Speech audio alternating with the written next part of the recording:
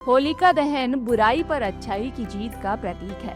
होलिका दहन की शुरुआत आज के युग से नहीं बल्कि पौराणिक काल से हो रही है। होलिका का पर्व हर साल फाल्गुन महीने की पूर्णिमा तिथि के दिन आता है।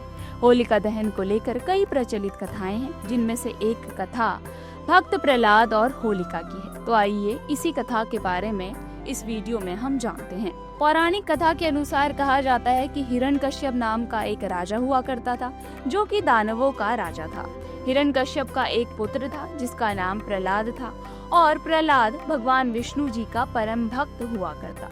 वो विष्णु जी के अलावा किसी की भी पूजा नहीं करता। ये देखकर हिरण्यकश्यप अपने ही पुत्र से बैर खाने लगा।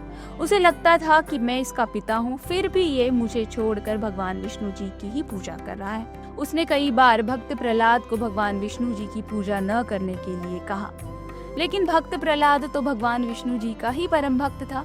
उसने अपने पिता के इस आदेश को कभी नहीं माना और वो निरंतर अपने भगवान विष्णु जी का भक्त बना रहा। ये देखकर हिरण्यकश्यप ने कई बार अपने ही पुत्र को मारने की योजना बनाई, लेकिन हर बार वो असफल हो जाता। हिरण्यकश्यप की एक बहन थी जिसका नाम था होलिका। उसे वरदान प्राप्त था कि कभी भी वो अग्नि में जलकर भस्म नहीं होगी। अपनी बहन के वरदान का फायदा उठाते हुए उसने एक बार अपनी बहन को आदेश दिया कि वो प्रहलाद को अपनी गोदी में बिठाकर अग्नि में बैठ जाए। चूंकि होलिका को वरदान प्राप्त था, इसलिए हिरण्यकश्यप को लगा कि होलिका अग्नि में बैठकर तो खाक नहीं होगी, लेकिन उसका पुत्र वहीं मर जाएगा।